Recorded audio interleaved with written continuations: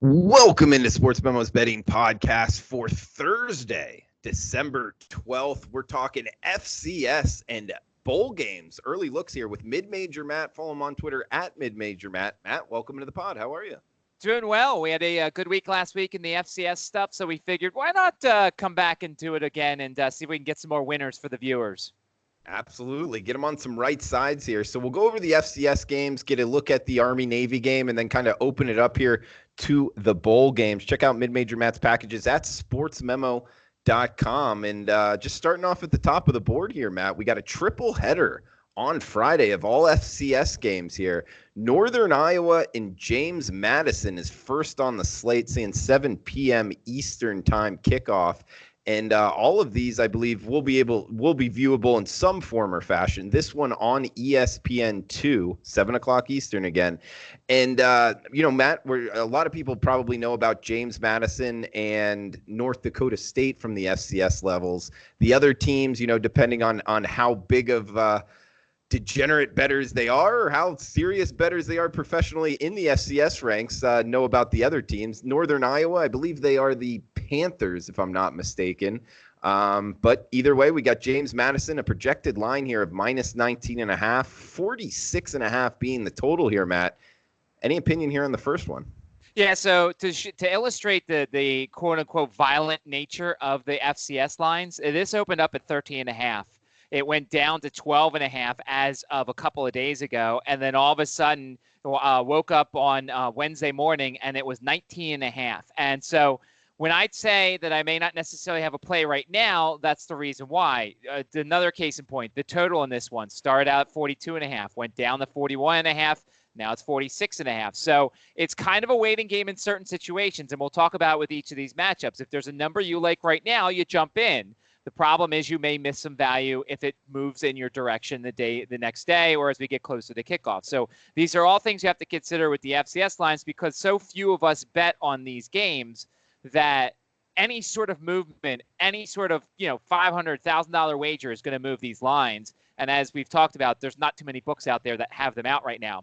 When you talk about James Madison, I mean, their offense, they're averaging nearly 500 yards of offense per game. They beat you with the ground game. They beat you with the run, with the passing attack. Ben DiNucci, the Pittsburgh transfer, last week had 3 incompletions, I believe.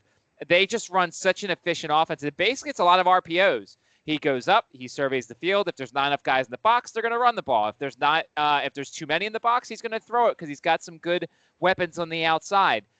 So if that wasn't good enough, they're also the third-ranked defense in the country. John Daka, Rondell Carter, a transfer from Rutgers. I mean, they've got a very good front line. Rashad Robinson is the next cornerback that's probably going to make the jump to the NFL after Jimmy Moreland. They've got a very good home field advantage. If you look at the scores that they've had, I mean, granted, look, the Monmouth game last week, it took a little time for JMU. It was 21-14 Dukes after the first play of the second quarter, and then they ran off a ton of points and kind of took control. So that's the Duke side of this whole thing. With regards to Northern Iowa, some people are going to be somewhat familiar with them because they play in the Missouri Valley along with North Dakota State, along with South Dakota State, along with Weber State, who we talked about last week, and we'll get to them. So they're not necessarily going to be afraid of these matchups. If you look at what they've done so far when they took the step up, they lost a 3-overtime game in Ames against Iowa State week 1. They lost by 12 at Weber State. They beat Youngstown State. They lost in the Fargo Dome, which everybody does. They lost 46-14. They won at Illinois State 27-10. And then they played South Dakota State twice on the road. They lost 38-7 the first time. And then in the playoffs, they beat them 13-10. Northern Iowa, probably a little bit of a slower team. They're 11th in total defense, 14th in scoring defense. There's a chance that their all-pro tight end, all-American tight end, who has been out since week 1, could play in this game. Briley Moore. He's been working out. They thought there was a chance he was going to play last week. He'd make a difference. There's also the weather factor. With a lot of these games in these lot of locales that we look at, weather could be a factor. In Harrisonburg, it could rain. At first, it was supposed to be like a snow shower type of thing. Now it looks like it's going to be a shower thing. If that's the situation, you kind of consider the under here. But then again, are you going to get in front of a JMU train where they're averaging all sorts of yards? They have a weatherproof offense.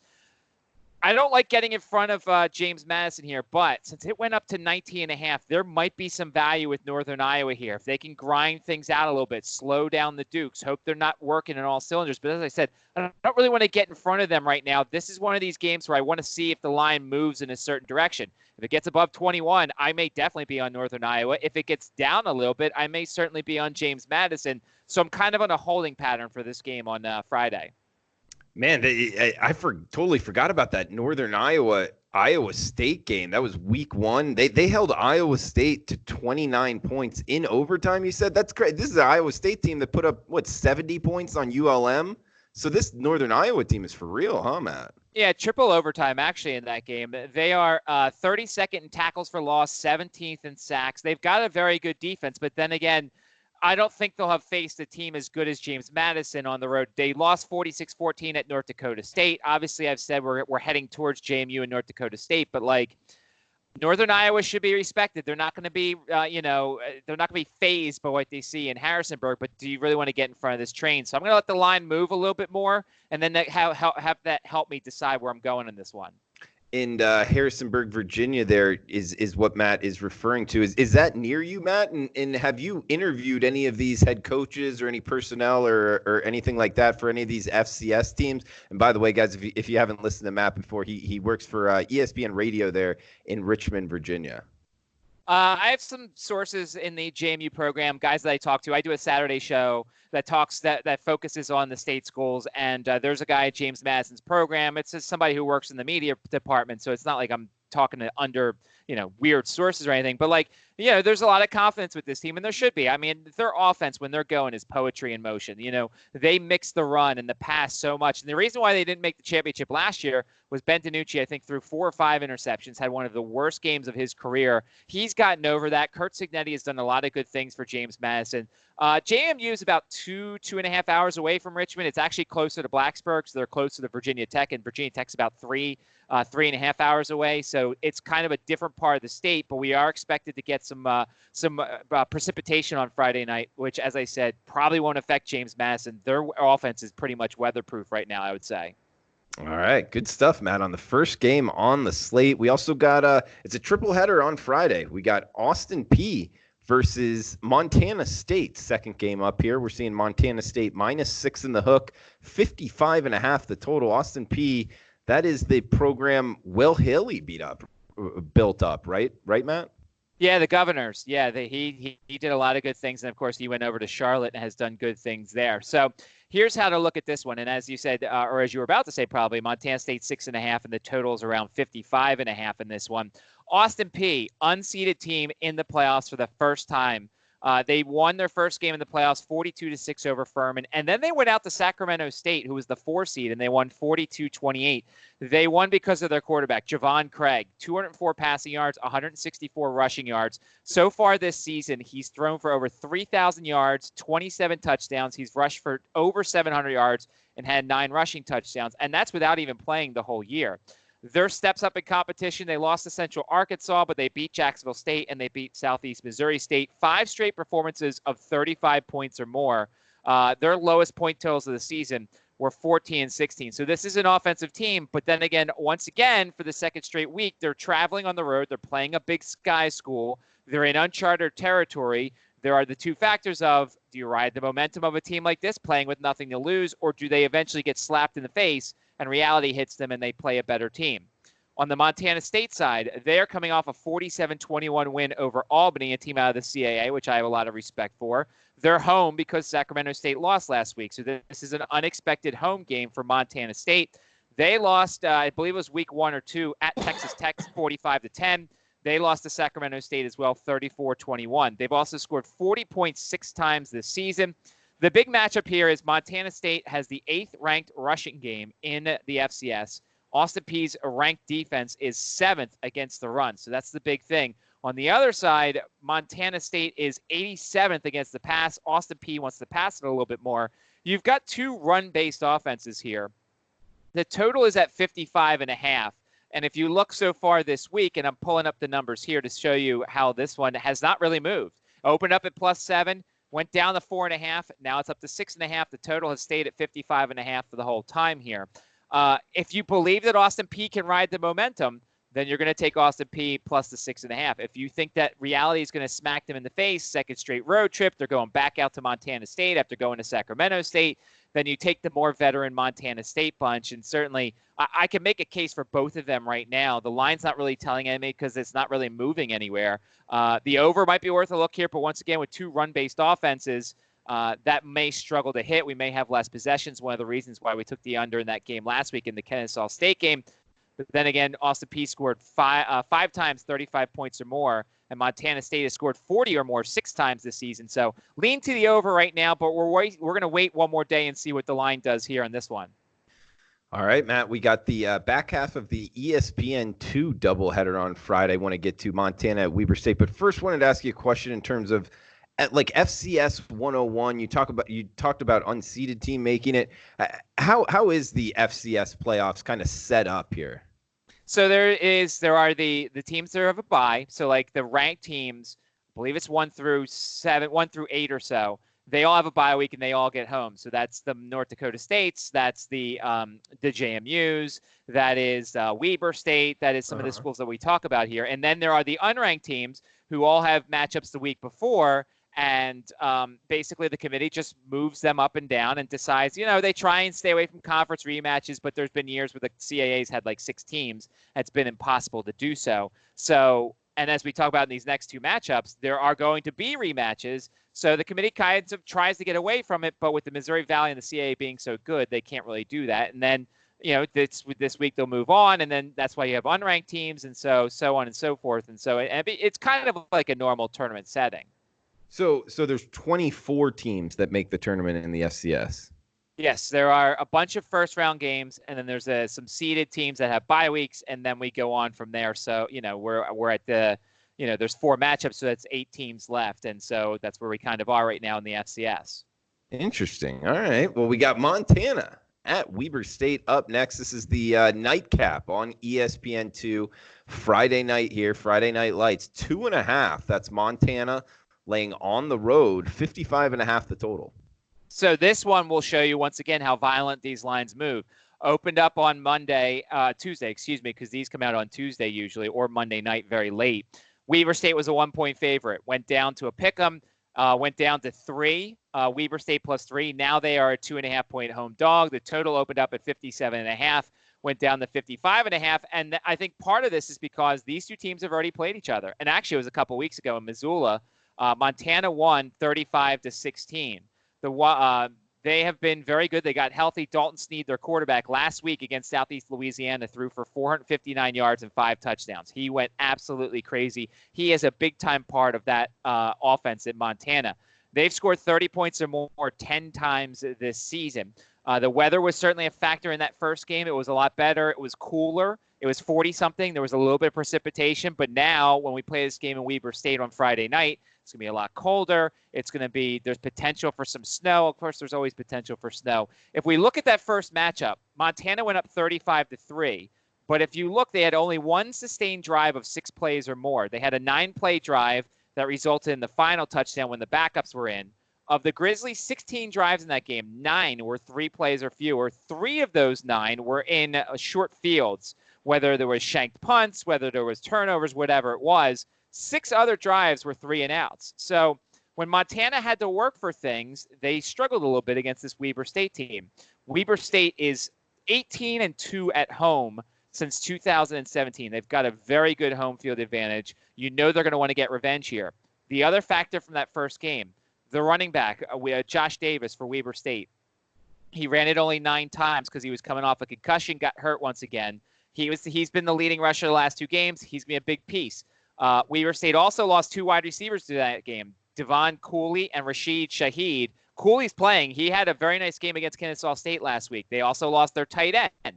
They lost their quarterback, Jake Constantine, in the 4th quarter. He's had 5 touchdowns and 1 interception since then. Weber State also lost 2 starting cornerbacks in that game, one of whom is coming back, and one of whom had interception against Dalton Sneed. So, there are a lot of factors here that make me want to play the home team. As of now, it looks like it's going to be 30 degrees, 40% chance of a rain, snow mix, and a chance of actual accumulation with snow. So that's going to be a lot of fun to watch. Montana has the 89th ranked defense in the country. You can beat them through the air. 119th against the pass, 22nd against the run. Weber State, though, not as good against passing the ball. 79th ranked team in the country when it comes to passing the ball. Something about this game tells me that Weber State is going to win. I told you last week I thought Weber State, if there was any value with anybody outside of those top two, I thought it was Weber State. There's revenge. Dalton Snead concerns me a little bit here. I don't love Weber State right now. I'd also love to get some more points potentially if somebody wants to put a bet in on Montana. But I think revenge here, a healthier Weber State team, a home field advantage, a weather situation that could benefit them. I don't love the 2.5, so I'm not going to lock it in yet. I'm going to hope that I get more points, or unfortunately, I just won't play the game. But right now, I lean to Weber State, and I hope that it gets above the key number of 3. In mid-major, Matt, this is the only game where the away team is now favored. Is that normal in the FCS ranks, and is that an alarm to you as a sports bettor here? Well, of course, it's an alarm because, as we said, and you see this in basketball, and we see this occasionally in football, when you have a team favored, especially a home team favored, and then that crosses over and goes over to the other side, no matter what the sport is, that's always a concern. Montana's probably playing better football right now. They put up a boatload of points against Southeast Louisiana. But the familiarity thing, like when I've talked to the JMU coaching staff, and I've talked to people in the CAA in the past, they're always very happy when they don't have to see a team that's played them before. There's something to the whole getting to know a new team. That's why when we get into the bowl stuff, the new matchups, the new teams you never played for, studying somebody you probably never played for, it's all fun and new and tough for both sides. Here, Weber State just saw Montana. Weber State's healthier than they were in that first game. So the familiarity here, and you're getting a home team, and you're getting points here. That's why I lean here. But then again, of course, we know the key number is 3. So I may wait, hope I get that 3 or above, or else I may just sit off this game and just wait and see. Maybe it's an in-game situation if Weber State gets an early lead and we get a line to our favor. And also, I noticed the quarterback's name, Dalton Snead. Where do I know that name from, Matt? Dalton Snead is a transfer. I don't remember from where. I think you're thinking of maybe the Kansas State quarterback. Wasn't there a Kansas State quarterback that was Nate Snead? I'm not sure. I want to say either like West Texas, maybe even UNLV. I'm not sure. There you go. You're actually right. It's UNLV. He went to UNLV, redshirted in 2015, played at UNLV 6 games in 2016, then went to Fort Scott Community College in 2017 before coming over to Montana in 2018. Oh, okay. All right. Good stuff there. So we got the transfer from the Division I level playing at the FCS ranks in the playoffs. And on to the Saturday card. Last FCS game we'll talk about. Then we'll open it up to FBS level here with Mid-Major Matt. Check him out on sportsmemo.com. At Mid-Major Matt on Twitter as well. But the Saturday game here, we got 643-644 Illinois State at North Dakota State. Looks like North Dakota State heavy favorites here, Matt. Seeing 23.5, 41 being the total here, Matt. And I know, before we get to this game for a second, I know that in the comments I've been called the wishy-washy guy. You know, why doesn't he come in? And here's the thing. So I'm not giving you my picks because I'm not buying. I have nothing in any of this stuff right now because, as I said, the lines move so much that I'd rather take a chance, get a line in my favor than play a number that's bad. And I'd rather just miss the game altogether because I'm waiting for a certain number. And there's a good chance in a lot of these games you may get that certain number. So I feel like I'm giving you the information. I'm giving you my leans as of the numbers right now. But in the FCS, more in the FBS, there's a lot of movement. So therefore, that's kind of why there's the wishy-washy nature. Just explaining that to the people who in the comments who say that. And so for this game, like, look, North Dakota State is the Alabama of the FCS. They're the team that's going to, you pretty much can pencil them into the championship here. But once again, this is a rematch. These two met back in Normal, Illinois, which is where Illinois State is. North Dakota State won 37-3. Trey Lance, their quarterback, 12 of 15, 189 yards, 3 touchdowns. They had 482 yards to 200 yards allowed for Illinois State. So, like, North Dakota State absolutely dominated this game. If you look, North Dakota State is averaging just under 40 points per game while giving up 12. That's right, 12.3 points per game their defense has allowed. At home, they've won by 31. They've won by 11. They've won by 32. They've won by 22. They've won by 36. They won by 35. And they won by 24. So, like, they have arguably one of the best home field advantages in any sport almost. It's funny because Richmond went there, and I work for the Richmond broadcast crew. I do stuff in the studio. And Richmond went there. I don't remember what year it was. It was many years ago. But it was so loud in that building, the acoustics of that building, with all the people that go nuts and the walls and stuff. They've perfectly built a great arena for that sort of thing. So the home field advantage is real. Illinois State, couple of things concern me here. This is their fourth straight road game. And when you say, look, they did not have the week off, which North Dakota State did. They have played 4 games this season that have gone over the 40-point total. So let's say this 41-point total was for every game. They've only gone 40 twice over. So, like, they want to play a ground and pound type of game. They've got a good defense. They've got a kid named Robinson. That's his last name. He's a very good running back. Ran for a bunch of yards last week in their victory. They want to be able to ground and pound because they don't have the passing attack that the other teams do. The question is, if North Dakota State starts getting rolling here and they start going a lot, can they stick to the run game, or are they going to start to pass it? On the road, they lost to Northern Illinois 24-10. They won at Eastern Illinois 21-3. They won at Southern Illinois 21-7. And to complete the foursome, they won at Western Illinois 28-14. That's right, Northern, Eastern, Southern, Western. They played all 4 of those teams. They won at South Dakota State 27-18. They're only averaging 21 points per game. They're allowing 16.5. So that's why you've got the really low number here. It opened at 38. It went up to 41. The line opened up at North Dakota State minus 23, went down to 20.5, went back up to 23.5. North Dakota State is one of these teams that they can grind it out. So I could see the under here. I would wait to see if we can get above 42. We probably won't get above 42, but I could see why this low number's here. Illinois State could play the defense here. Maybe you look at a first half under in this game because maybe you get 21, maybe you get 20.5 in this one. You hope Illinois State gets shut out.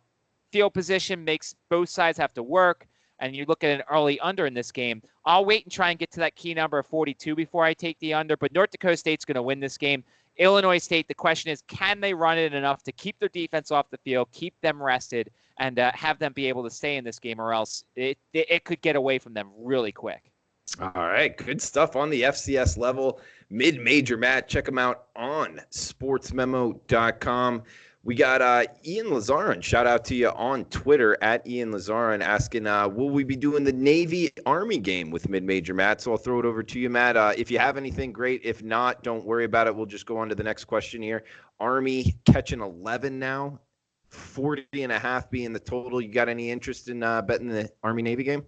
Well, you, much like me, I'm sure we know so much about the under trend in this series. Mm-hmm. And the reason why it's always been an under was because these two teams ran the triple option and there's not a ton of possessions and these teams practice against it. And certainly that's been the trend in the past. They used to have these things in the 50s, which was pretty ridiculous. And it was rather easy. I mean, they used to have it, like 51 and 52. Yeah. And then that thing would get bet down to 47, 46 and still go under the total.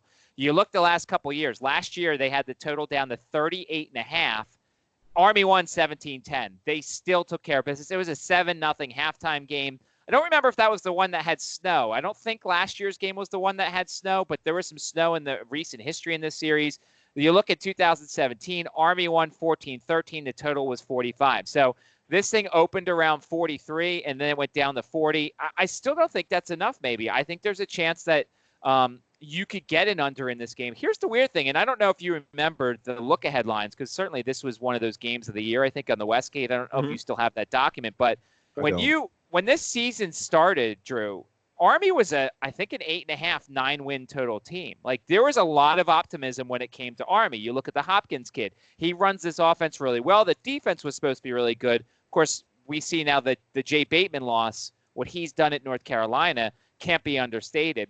And now you look at this line, and I'm guaranteeing that Army had to have been favored before the season began because we also didn't think much of Navy. They had, 2 starters back on defense. The offense was a little shaky in certain spots. The offensive line, the skill position guys, say it, on Navy weren't supposed to be that good. And look at what happened. Flip the script. Navy's having a really good season. Army's been dealing with a lot of issues at quarterback. I'd like to know who the quarterback's going to be for Army. I think there's some value with Army in this one. Especially if you look at this, even when Navy used to dominate, this series, there were still some close matchups in here. I still think the talent's there for Army. I think depending upon who the quarterback is, because Hopkins has been banged up, they had the Christian Anderson kid, they had another kid who got hurt in the VMI game. It's hard to find out who the injury situation for the academies because they've got government stuff and everything like that. But once I find out who the Army quarterback is, I think there's some value with a double-digit dog here in this series. 11 points, which is, a possession and a half in a game that could see, I don't know, like 6-7 possessions and a half or even in 3 quarters. I think it's a lot of points, Drew, for an Army team that we thought was going to be really good this season, and they're going to get up for a game like this against Navy. What do you think about this game? I kind of like Navy, man. I think that Navy's actually going to be able to throw the ball a little bit, but I'm with you. I think that it's a lot of points. I doubt I get involved from a side perspective. My first reaction is, like you were talking about, this number, it's not like Army and Navy have really changed a lot over the last decade, but this total has gone from posted at 51, 52 in that time frame to now just 40. And I know the under trend, it's tough to step in front of those kind of multi-year trends here, but I feel like the over of just 40 points might be worth a look, but at the same time, I'm not confident in that, man. I haven't bet anything on this game as of yet. Well, the last thing here in this, Army played Air Force, another team that runs the triple option, 17-13 game at Air Force. But the one thing that goes to your trend is when Navy played Air Force, it was a 34-25 game. Now, their defenses obviously have, Navy just gave up 41 points to Houston last week, but these teams have had extra time to prepare. Navy, of course, has another game, their bowl game. Army does not. This is their last game of the year. I was very disappointed by Army in that game against Hawaii. I had Army against Hawaii because Hawaii had nothing to play for. Army scores 31 points, but they give up the 52. I don't know. I have to dig more into this matchup, but first look, of course, I'm leaning to the under. And I'm leaning towards Army plus the 11 here, but nothing locked in yet. And I, as you said, I may not even play anything in this game on Saturday. All right. Well, he's Mid-Major Matt. Check him out at sportsmemo.com. Also, special coupon code for this podcast, MMM29 at checkout. Will give you his 3-day all-access pass for just $29, less than $10 a day. 3-day all-access, MMM29 is the coupon code at checkout. He does college basketball, NFL, college football, amongst others, I believe. But either way, check him out, sportsmemo.com. MMM29 is the coupon code. Also, shout out here to @David R. Mackus asking, how do you find out if players are going to play in a bowl game? I hate to bet on a game and find out certain players aren't playing. Do you want to have at that one, Mid-Major Matt? So here's my theory, and I know everybody's different. You probably have a theory when it comes to bowl games, and Teddy Covers and everybody else on our fine websites, Wager Talk and Sports Memo. My philosophy personally, and this is what I've done. So when the bowl lines come out, I take a look at them, and you kind of have to play, forecaster here. You have to look at these teams. We've now started to see the trends of, as the Twitter question asked, guys who are preparing for the draft and don't want to get hurt. There are a lot of teams where that happens. You kind of have to guess a little bit, and I know that's not necessarily what you want to hear. You read the tea leaves, you listen to the press conferences, you go over all this stuff. The theory here is this. If you see something you really like right now, you jump on it. I've already jumped on one game. I believe you and I are on the same side on this one when it comes to a game that's coming up on December 26th, as I've put that play up already on the website, and it involves Miami and Louisiana Tech.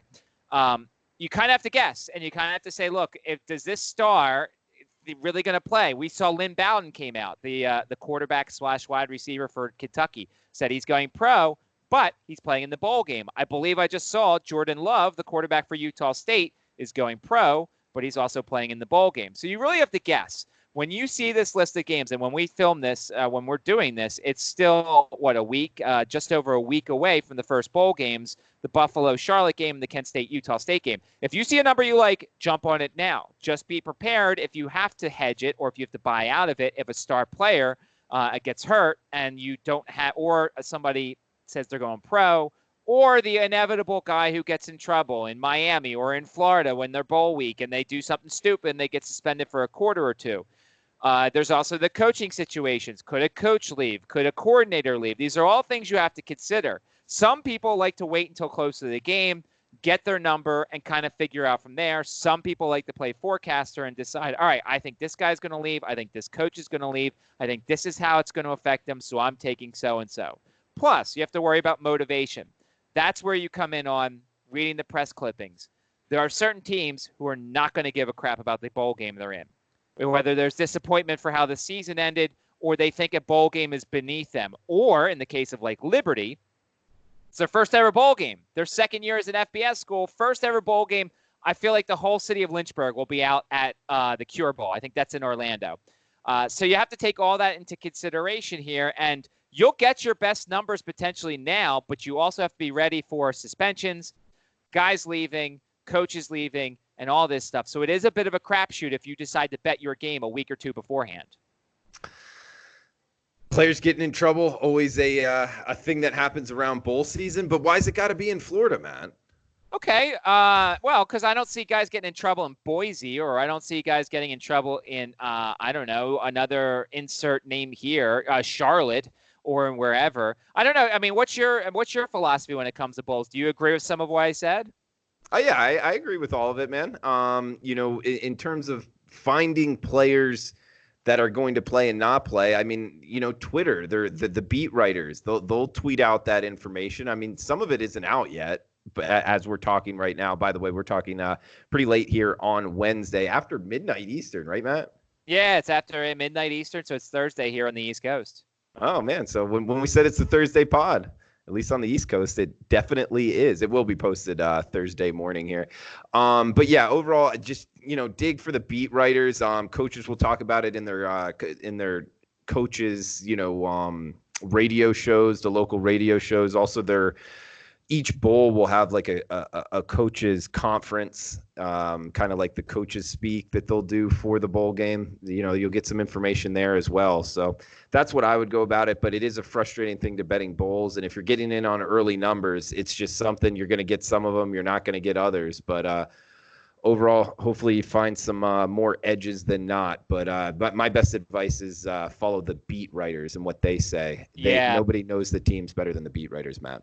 Yeah, bowl games are a lot of fun to cover. I've covered a bunch of bowl games the past couple years. I've followed Tech around when they were in the Orange Bowl, when they played Kansas. I went to the Chick-fil-A Bowl when they played Georgia. It's a lot of fun to cover these games, and the coaches do speak enough, and there are things that you can read between the tea leaves. I understand that a lot of people think that when we're the handicappers, we do a lot of the work, and we certainly do. But if you want to get in on some of this stuff, you should certainly follow beat writers on Twitter. There's a guy that does fantasy college football on Twitter. He's a really good follow because he kind of quote tweets a lot of things. And certainly you want to pay attention to who's hurt. Like Virginia had a couple of injuries in the ACC championship game, so you want to pay attention to that. And motivation also, as we said. If you can see a coach and he's starting to talk about next year, he's starting to talk about recruiting, and players are not necessarily focused on their bowl game, and certainly you'll see some of those situations coming up. You got to pay attention to that as well. I go back to the game we talked about, Mississippi State and Miami of Ohio, when Miami, Ohio was like 6-6, and Mississippi State's an SEC team, and they're playing in a baseball stadium, and Miami, Ohio clearly was the less talented team, but they were more motivated, and they covered the game, despite the fact that if it was a normal September Saturday, they would not come even close. I remember that game very well, Matt. That was a good one. But in St. Petersburg, yes. So we're going to open it up here just to any early bowl looks, and we'll have Matt on next week. So might not hit them all here, but follow him on Twitter at MidMajorMatt, services at sportsmemo.com, and coupon code MMM29 for his 3-day all access for less than $30, just $29, less than $10 a day. MMM29 at checkout. Matt, what bowls did you want to throw out there, man, to the listeners? Well, so, I'll start. I'll touch on real quick the three bowls involving the Virginia schools because they're the ones that I cover the most. You've got the Cure Bowl in Orlando. It's Liberty against Georgia Southern. Okay. When you've got Liberty here, as we said, first bowl game in their history, and this is just their second year as an FBS team. They did the brilliant thing when they got into the FBS. Their AD, who I don't like because he's the Baylor AD and he's a terrible human being, but whatever, we'll put that aside. He made a deal with several bowls to basically be the backup if they couldn't fit all of their affiliations. Well, the Cure Bowl ran out of affiliations, and so Liberty is now going to Orlando. From what I could tell, they're going to have a great contingent. They're going to have plenty of people there. They're going to be so motivated for this game. Now, granted, they have not played a triple option team yet this year. Georgia Southern, as we've talked about throughout the time when we've talked about Georgia Southern, their triple option isn't the best. Georgia Southern can be beaten through the air. Oh, boy. Buckshot Calvert, Antonio Gandy Golden. They've got some other wide receivers that they've been working out. The Frankie Hickson kid at running back. You see this line's fallen a little bit. Georgia Southern was a 6-point favorite when it opened.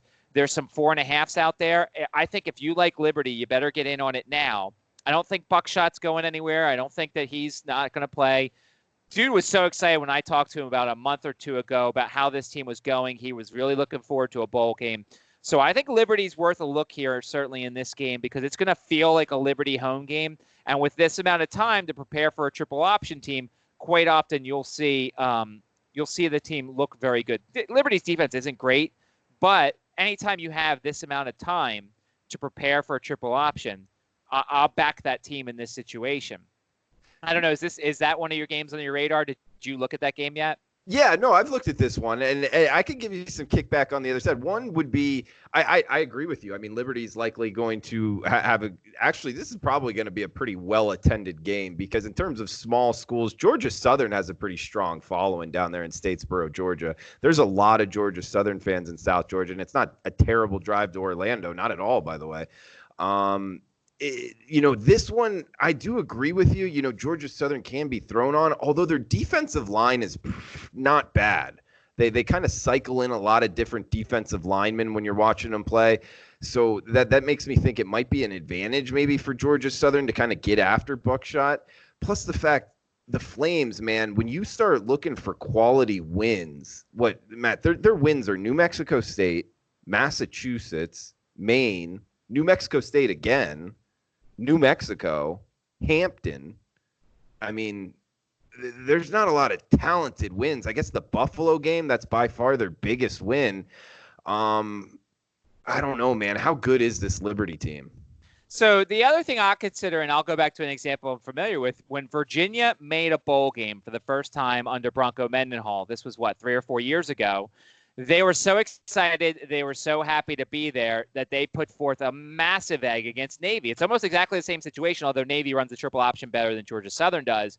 You would think that Virginia would have played better against Navy that year, but you talk to the kids, and they said, yeah, we were just so excited. It was such a profitable, happy season that we really didn't put as much into our bowl prep, and it kind of showed on the field. That's the one worry when you come to the Liberty, because they're certainly not in this situation before, and I think that I like Liberty in terms of maybe it's an over. Maybe you think that Georgia Southern moves the ball with the triple option. Liberty throws a lot, and it's one of these games back and forth, almost like the BYU game, which was a 31-24 type game. Maybe Liberty gets whatever they want. Georgia Southern takes a little longer to score, and you maybe look at an over in this situation. Certainly the weather could be a factor. The over's actually gone up. It was 55.5. There's some 58.5s out there, so I don't know necessarily how much of a value there is. But when you've got a team that can throw it and has a quick strike ability against a team that can grind you out, it's something to consider here. Okay. Yeah, no, that's an Cure Bowl. That, by the way, that's on Saturday, December 21st. Don't make many plans Saturday, December 21st if you're a huge college football fan.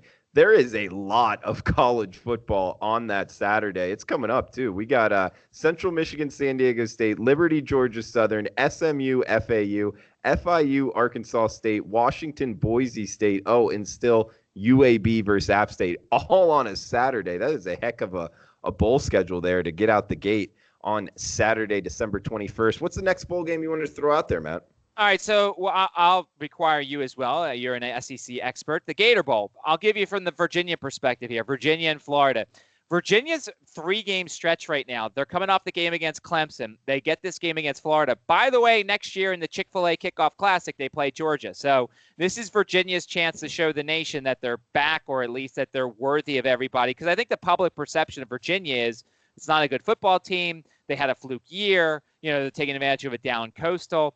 Look, I think that the way Virginia played was how everybody would play against Clemson, whether it was Virginia Tech, whether it was Pittsburgh, Miami, whatever. But Clemson was going to win that game by 1 million anyway. Virginia, the key for them is they need Joe Reed, who didn't play in that game, and Jordan Mack, their linebacker, just absolutely got hurt early on, and they needed him. The extra bowl prep time, I think they're going to have that failure against Navy in the back of their minds. I think Florida's going to be motivated for this game because it's the Gator, or not the, it's the Orange Bowl, and it's in their neck of the woods, and they're going to have a ton of fans there. Once again, this is a Virginia team that's new to the spotlight here. 14.5. I think Bryce Perkins, I don't know how Bryce Perkins compares to a lot of the quarterbacks that Florida has seen in the SEC. I think Virginia, who tried to empty out the playbook a lot against Clemson, I think they're going to get a good effort here. I know how good Florida's defense is, Drew, but could Virginia score in them at all? Could the over be worth a look? And will Florida have their way with Virginia? Couple things. I'm very interested in this game. Actually, I'll be down in South Florida. Might go to this game. One, I think it's going to be another one that's very well attended there for the Orange Bowl. It's at Hard Rock Stadium. This is the stadium where the Miami Dolphins play. I think Virginia, the trajectory of their program right now, they'll be excited to make the travel. And then if you don't know about Florida alumni, one, it's a huge university with a lot of alumni, and a lot of the alumni are in the Palm Beach, Broward, and Dade counties there in South Florida. So this is going to be a tougher ticket, one of the toughest tickets in bowl season, non-playoff games. But breaking down the matchup on the field, I don't think it sets up well for Virginia's offense. I think Florida's defense is for real. And Virginia's offense, man, I don't know. Sometimes they'll come to play, that game against Virginia Tech. I didn't see that one coming and took the loss. But other than that, I've been pretty good in betting Virginia games. And I just think that this Florida defense is going to overpower them. Now, Florida offensively, with Thrash at the quarterback position, I thought that he's played well, throwing the ball down the field. It's been, after watching him play, I'm kind of surprised that Dan Mullen didn't have him start the season. But either way, I like Florida here, man. I like them to, minus the points, although I think it's a little too many points to kind of lay here just because they're not necessarily a lighted up offense. 14 in the hook as we're talking right now. I just think it's a little bit too pricey, although I like the Gator side, man. Yeah, and plus Virginia's secondary is decimated by injuries. I don't think they're going to get anybody back to this one for this one. And without Bryce Hall, who's one of the top 10 corners in college football, probably, if Florida can throw the ball with some success, they're going to have a lot of success against this defense. I mean, Trevor Lawrence had his way, and Trevor Lawrence is not Kyle Trask, but I mean, certainly, from the Virginia side, I think they're going to be really happy to be there. And if they can put up some points, then maybe the over's worth a look here. But I know from what I've done in the SEC, Florida's defense is really good. And if they're motivated and if no one goes pro and if everybody keeps their noses clean, I think Florida's defense could be a very tough task for Virginia to try and crack. Matt, great stuff, man. This is good information on the look-aheads for bowl season. Oh, one follow-up question here. Mendenhall for a bowl game. How of a coach do you feel he is? I think Bronco's an acquired taste. Whenever we talk to a lot of the Virginia alums in the area, they were they saw, because he does this thing before the season where he has a draft and you have to earn your number. So the rosters come out and there's no numbers. And so once, there's a couple of practices in the book, he has the kids earn their numbers, and just, he's an acquired taste because I think a lot of people saw what he did at BYU and they're like, okay, well, you're recruiting a different kind of kid at BYU. You're also recruiting a different area out at BYU. And I think he's done very well. I think the kids have bought into what he does. I think that, it's a guy that's still working out recruiting in this area. He's starting to get more kids from the East Coast. He said he's going to be doing a lot of recruiting in Florida because they had a teleconference today involving the Orange Bowl, and he said they're doing a lot of recruiting down in Florida. I have a lot of respect for the guy. I think his coaching staff is pretty good. Robert and I has been under fire at times as the offensive coordinator. And certainly, look, their offense has had some things go wrong, but I think that they've, if they open up the playbook like they tried to in the first half, I think they can catch Florida by surprise in this one. But I like Bronco Mendenhall. I'm starting to warm up on him. He's no Justin Fuente, who's had his issues, but has done a great job at Tech. But he's certainly holding his own, I would say. Mid-major Matt, interesting. I was talking to one of my high school friends, Florida alumni, talking about this game, and he just said something. I don't know where he got it from, but maybe you would know this. Good person to ask.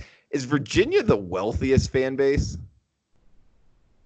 Oh boy, in America or in the state? I mean, because we talked in America. He was saying it's number one. I don't know. I mean, because I could also go to Liberty. Well, Liberty might be one of the wealthiest schools in America from all the money that they have. But, I mean, that's the perception.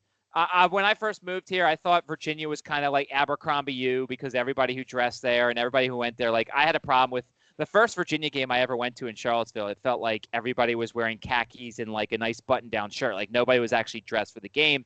But they've also started developing more of a following now that the football team has gotten a lot better. So I think it's just kind of a national perception that they're snooty, that they're, rich and that they're butlers and stuff like that. But like, I don't think that's necessarily true. I think Virginia Tech's the more blue collar fan base of the two of them. I think that they work hard. It's an engineering school. And certainly I think they're two different types of schools. But yeah, I can understand where your friend has that perception because that's kind of the perception nationally.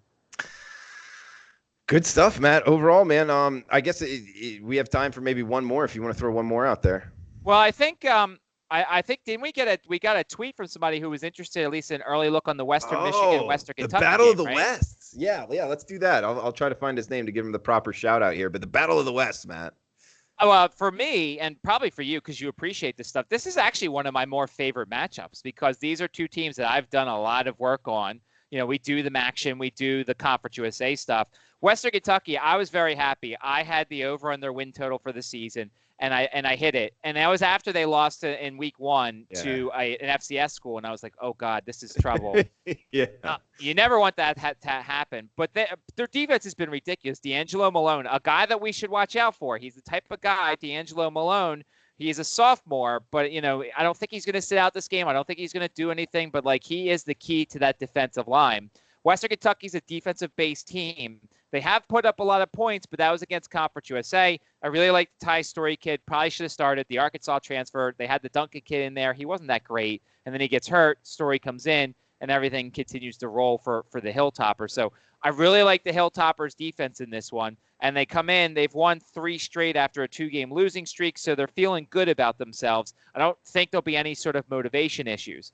Western Michigan on the other side, they close out with that really disappointing loss at Northern Illinois 17-14. The reason why I was disappointing because if they win, they at least would have had a shot to go to the MAC championship game. They lose the game.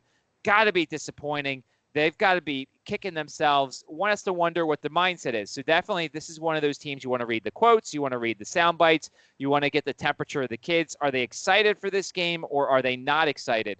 Western Michigan goes as John Wassink goes. He's the senior quarterback. You've got Levante Bellamy, who's a really good running back. They've got some decent wide receivers. Of course, they missed Dwayne Eskridge, who got hurt in the Syracuse game. This is a team that could put up a boatload of points. I'm not necessarily a believer in their defense. I don't think their defense is that good. Yeah, they held Northern Illinois to 17. They held Bowling Green to 10. They held Miami, Ohio to 16. But, like, these are poor offensive teams. My early lean is with the line movement to Western Kentucky here. They open up around 2, according to the website I'm looking at. There's some 3.5. There's a 4 out in a certain sports book or 2. It's above that key number of 3 here.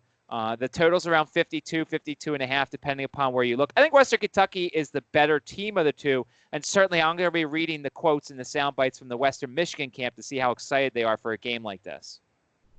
Great breakdown of the Battle of the Wests, Matt. I love it. And shout out to Lou Skunt for the question here on Twitter at Lou Skunt. That's his name, and he's one of my favorites. He's a guy that's been a watcher for many years there, Matt. But Matt, man, great breakdowns on all these games, FCS, bowl games, Army, Navy. Obviously, Mid-Major Matt, a staple here on the Sports Memo podcast. Coupon code MMM29 at checkout for his 3-day all access at sportsmemo.com. And Matt, you want to throw anything else out? Just to recap everything, so that way I don't want you to be one of those people that fast forwards to the end. The recap is basically we're waiting on a lot of numbers in the FCS game. If I have any thoughts, I'll post them on Twitter. Yes, of course, I may put one up on the website, but I'll post it on Twitter, my thoughts. Right now, we're kind of in a holding pattern everywhere. A small lean to Weber State, but we want more points.